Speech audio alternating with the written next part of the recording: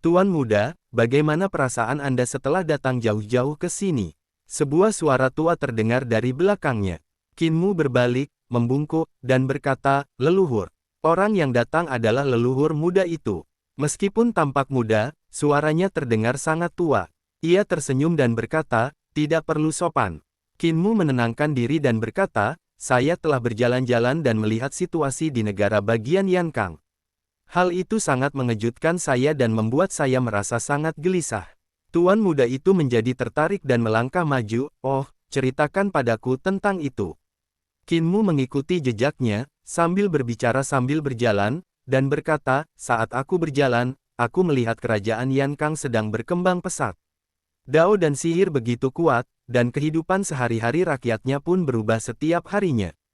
Kekeringan digantikan oleh hujan, dan banjir disingkirkan oleh awan, yang hampir merupakan keajaiban. Ada kapal terbang di langit dan perahu di darat. Alkimia juga digunakan dalam kehidupan sehari-hari rakyat. Itu adalah ciptaan ajaib. Meskipun kerajaan Yankang sedang bergejolak, ia tidak akan bertahan lama, dan akan menjadi sangat kuat setelahnya. Tuan muda membawanya ke sebuah danau di gunung. Berdiri di tepi danau, dengan pepohonan willow yang berjajar di tepinya, ia bertanya dengan rasa ingin tahu, menurutmu, mana yang memiliki masa depan lebih baik, sekte atau negara? Dari apa yang kau katakan, kau yakin sekte tidak bisa menjadi musuh negara? Qin Mu mengangguk dan berkata, sekolah dasar dan menengah serta Imperial College telah memastikan bahwa Yankang adalah sekte terbesar di dunia. Sekte-sekte lain hanyalah sekolah dasar dan menengah dari sekte ini, yang menyediakan cendekiawan untuk Yankang. Bagaimana sekte-sekte ini bisa bersaing dengan Yankang? Tuan muda itu duduk. Ada dua pancing di tepi pantai. Ia memberikan satu untuk Qin Mu dan satu untuk dirinya sendiri. Ia melemparkan umpan ke air dan berkata sambil tersenyum, tapi dunia sedang kacau hari ini. Banyak sekte memanfaatkan kesempatan untuk memberontak. Percikan api menyebar ke seluruh padang rumput. Selain itu, kepala negara Yankang terluka parah. Saya pikir Yankang dalam bahaya dan bisa hancur kapan saja. Qin Mu juga melemparkan tali pancing dan umpan ke dalam air, lalu tertawa terbahak-bahak, Grandmaster, kau menipuku, kan? Master negara Yankang hanya berpura-pura, mencoba memanfaatkan kesempatan untuk menangkap semua kekuatan lawan di dunia. Ini tidak bisa disembunyikan dariku, dan tentu saja tidak bisa disembunyikan dari Grandmaster juga. Dia menggunakan trik yang sama untuk memancing orang-orang ini keluar. Leluhur muda itu berkata dengan tenang, jika sekte-sekte ini berpikir mereka bisa menyingkirkan penguasa negara Yankang dan menghancurkan negara Yankang, saya khawatir mereka akan menderita. Tuan muda, apa pendapatmu tentang penguasa negara Yankang? Qin Mu berkata dengan sungguh-sungguh, dia adalah pria hebat dengan pikiran luas dan bakat luar biasa. Leluhur muda itu tersenyum dan berkata, ketika dia datang untuk bertanya kepadaku, aku pun berpikir demikian. Awalnya aku ingin menerimanya sebagai murid, tetapi bakat dan pengetahuannya begitu luas sehingga dia sudah menunjukkan tanda-tanda akan melampauiku, jadi aku mengurungkan niat itu agar tidak menunda masa depannya. Jadi, karena negara Yankang lebih unggul dari semua sekte dan aliran di dunia dan tak terkalahkan, dan guru negara Yankang adalah seorang jenius yang langka, bagaimana seharusnya gereja suci kita menghadapinya? Ada kesan menguji dalam kata-katanya. Sejak kalimat pertama yang diucapkannya kepada Qin Mu kali ini, dia mulai menguji Qin Mu. Keikutsertaan Qin Mu dalam ujian Imperial College dan menjadi sarjana Imperial College hanyalah ujian pertama yang menguji kekuatannya. Sekarang, ujian tersebut adalah ujian kebijaksanaannya. Apakah ia memiliki kebijaksanaan untuk mengendalikan sekte iblis surgawi dan menjadi pemimpin sekte tersebut? Qin Mu merenung sejenak dan berkata, ada dua jalan bagi gereja suci kita. Satu jalan adalah mengubah agama menjadi sebuah negara dan membiarkan gereja suci membangun sebuah negara. Jika gereja suci kita membangun sebuah negara, kita harus menjauh dari Yankang. Nasib nasional Yankang semakin makmur. Setelah penguasa nasional meredakan kekacauan, ia pasti akan menggunakan kekuatan asing. Kita tidak bisa bersaing dengan Yankang di dalam negeri, dan kita tidak bisa bersaing dengan Yankang jika kita terlalu dekat. Tetapi jika kita menjauh dari Yankang, fondasi gereja suci kita tidak akan ada, dan saya khawatir akan sulit untuk memperbaikinya selama beberapa dekade. Leluhur muda itu mengangguk dan berkata, jalan pertama sangat sulit. Gereja suci kita didasarkan pada orang-orang biasa di pasar. Jika kita meninggalkan Yankang, fondasi kita akan hancur. Jalan ini tidak disarankan. Bagaimana dengan jalan kedua? Cara kedua adalah mengandalkan orang lain. Qin Mu berkata, gereja suci melekat pada kerajaan Yankang. Wajah leluhur muda itu sedikit berubah, dan dia mencibir, kau menjadi pemimpin sekte, jadi kau ingin sekte suciku hancur. Berani sekali kau, aku akan membunuhmu. Catatan 1, sekretaris bukanlah kata asing, melainkan jabatan resmi kuno. Sekretaris Jenderal bertanggung jawab untuk mengelola koleksi buku kerajaan. Jabatan ini didirikan pada dinasti Han Timur, dan jabatan serupa telah ada sebelumnya, yaitu pada dinasti Zhou. Wei Zheng pernah menjabat sebagai sekretaris jenderal pada dinasti Tang. Sistem jabatan resmi yang diadopsi dalam catatan Dewa Gembala adalah sistem 9 tingkat dan 18 tingkat dari dinasti Tang. Qin Mu bertanya-tanya, guru, apakah Anda tidak punya ide ini? Leluhur muda itu terdiam sejenak, lalu mendesah, ya, taruh kepalamu di lehermu dulu dan lanjutkan. Qin Mu melanjutkan, saya telah mengamati bahwa tindakan guru negara Yankang sejalan dengan ajaran gereja suci kita. Semuanya merupakan jalan orang suci dan diterapkan oleh masyarakat. Jika gereja suci kita terikat dengan negara Yankang, ia tidak akan merosot seperti sekte lain, melainkan akan tumbuh lebih kuat. Inilah salah satu alasannya. Ia berhenti sejenak dan melanjutkan, sekolah dasar, universitas, dan perguruan tinggi kekaisaran milik guru kekaisaran Yankang memiliki kekurangan, dan itu adalah kekurangan yang sangat serius. Kekurangan ini tidak dapat terlihat dalam waktu singkat, tetapi akan terungkap dalam 2 atau 300 tahun. Leluhur muda itu menunjukkan rasa ingin tahu dan bertanya, apa saja kekurangannya? Qin Mu bertanya, guru, bolehkah saya bertanya berapa banyak cendekiawan di Akademi Kekaisaran yang berasal dari keluarga miskin? Leluhur muda itu tersenyum, jelas mengetahui apa yang akan dikatakannya, dan berkata, 1%. Qin Mu bertanya lagi, dalam beberapa tahun terakhir, berapa banyak pejabat muda negara Yankang yang lulus dari Akademi Kekaisaran? Leluhur muda itu berkata, 70% dari mereka berasal dari Akademi Kekaisaran, sisanya dari berbagai sekte, dan beberapa telah naik selangkah demi selangkah. Menurut spekulasi saya, 200 tahun dari sekarang, semua pejabat di dunia akan berasal dari Akademi Kekaisaran, dan hanya akan ada satu siswa miskin di antara Akademi Kekaisaran. Qin Mu melihat pelampung itu tenggelam, tetapi ia tidak terburu-buru mengangkat tongkatnya. Sebaliknya, ia menunggu sejenak dan berkata, 200 tahun kemudian, anak-anak dari keluarga miskin akan tetap miskin seumur hidup mereka, sementara anak-anak dari keluarga kaya akan tetap kaya seumur hidup mereka.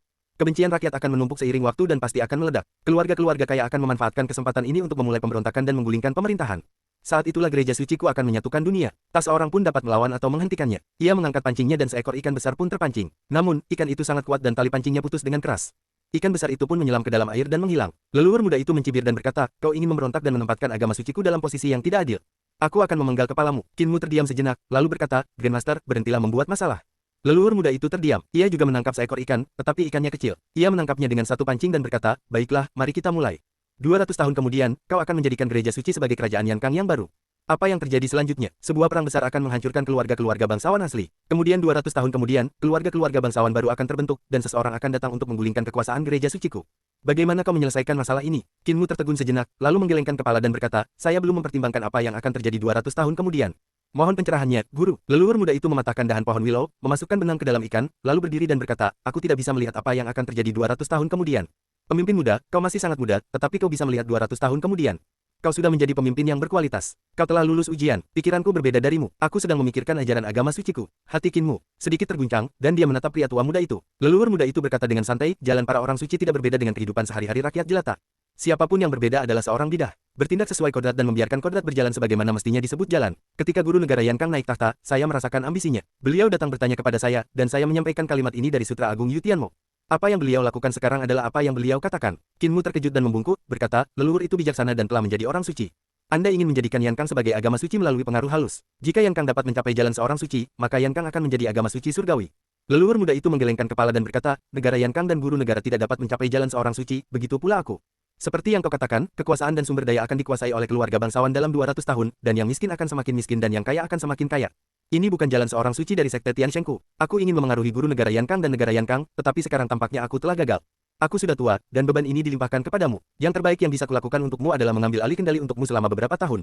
Ia memegang ikan dan membawa pancing. Qin Mu mengikutinya dari belakang. Pria tua itu menemukan sebuah lembah, mendirikan sebuah kuali di tempat suci yang dianggap paling suci oleh semua orang di kerajaan Yankang, menambahkan air, dan menyalakan api. Ia membuang sisik dan isi perut ikan, lalu melemparkannya ke dalam kuali.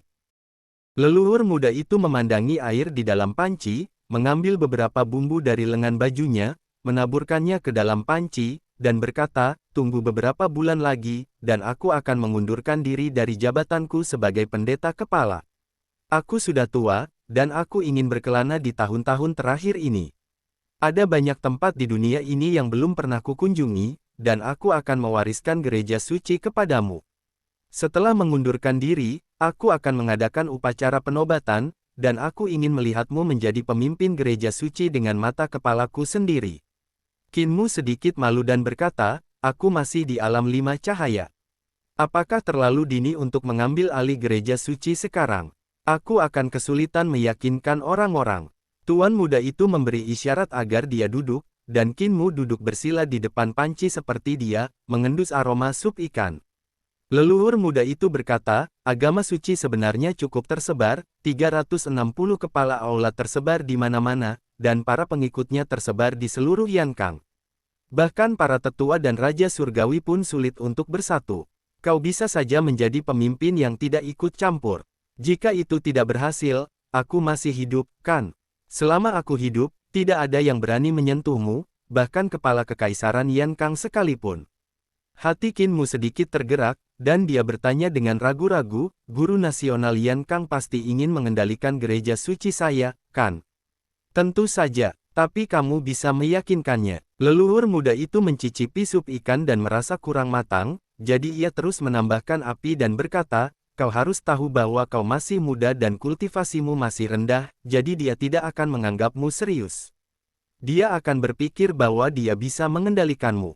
Jika dia bisa melakukan cara seorang suci, tidak masalah baginya untuk mengendalikanmu dan agama suci.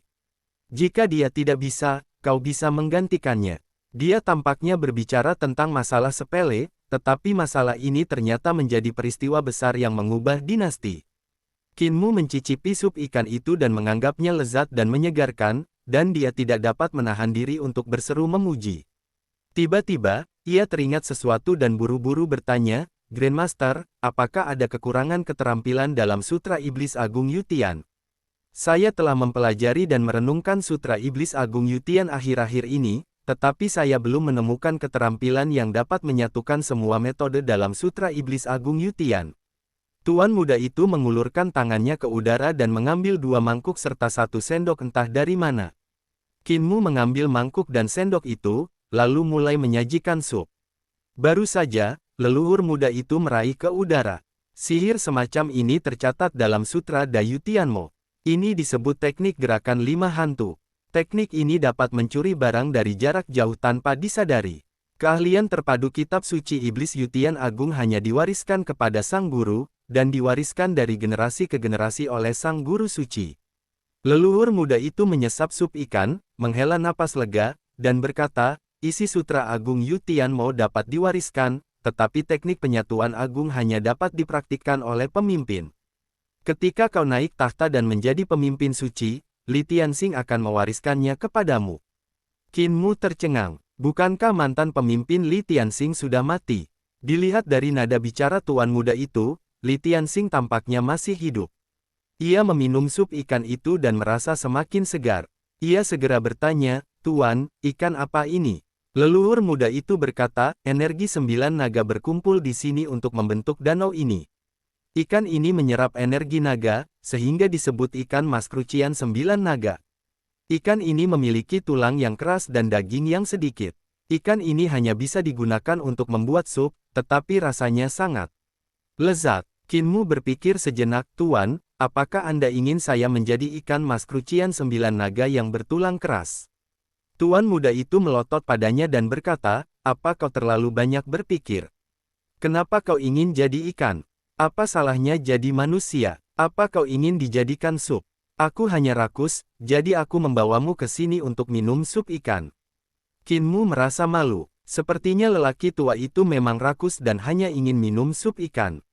Mereka berdua duduk di sana, minum sup ikan perlahan-lahan, sangat menikmatinya. Qin Mu mengambil tulang ikan dan menggambar di tanah, menggambar diagram latihan alam 6 harmoni dari 3 dan gong tubuh tiran. Ia berkata, Grandmaster, saya melihat diagram latihan ini di Aula Qingyang, tetapi tidak ada yang sebelumnya. Bolehkah saya bertanya apakah Anda pernah melihat yang sebelumnya? Sang guru muda mengamatinya dengan saksama dan bertanya dengan heran, untuk apa Anda menginginkan diagram teknik ini? Apakah Anda mengenali teknik ini? Qin Mu mengangguk dan berkata, ini adalah diagram latihan alam 6 harmoni dari 3 dan gong tubuh tiran.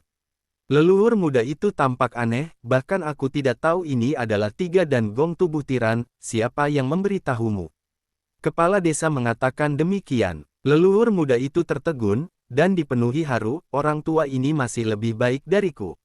Aku tidak mengenali teknik ini dan tidak tahu namanya, tetapi dia bisa mengenalinya. Dia tetap luar biasa. Ternyata teknik ini disebut teknik tiga dan tubuh tiran. Orang tua ini sungguh berpengetahuan luas. Aku melihat diagram latihan ini di sebuah relik kuno. Selain diagram ini, ada beberapa fragmen. Aku melihat bahwa latihan dalam diagram itu misterius dan menakjubkan, dan luar biasa, jadi aku menuliskannya dan mengukirnya di Aula Qingyang. Teknik-teknik di Aula Qingyang semuanya berupa fragmen, dan diagram ini adalah yang terbaik di antara semuanya. Dia berhenti sejenak dan berkata, apakah ini teknik yang sedang Anda praktikkan? Qinmu mengangguk, saya telah berlatih tiga dan gong tubuh tiran sejak saya masih muda. Leluhur muda itu ragu sejenak, secara logika, kau seharusnya berlatih seni bela diri terpadu dari agama suciku, tetapi orang tua di desamu memintamu berlatih tiga dan gong tubuh tiran ini, pasti ada alasannya. Dia berpengetahuan luas dan tidak mengajarimu seni bela dirinya, yang menunjukkan bahwa tiga dan gong tubuh tiran lebih baik daripada seni bela dirinya. Seni bela diri yang baik selalu memiliki kesamaan, sebaiknya kau berlatih kedua seni bela diri tersebut secara bersamaan, mungkin itu akan membantu latihanmu. Qinmu mengiyakan, lalu berkata, saya belum menemukan bagian pertama dari tiga dan gong tubuh tiran. Tanpa gong alam lima cahaya, saya tidak bisa terus berlatih.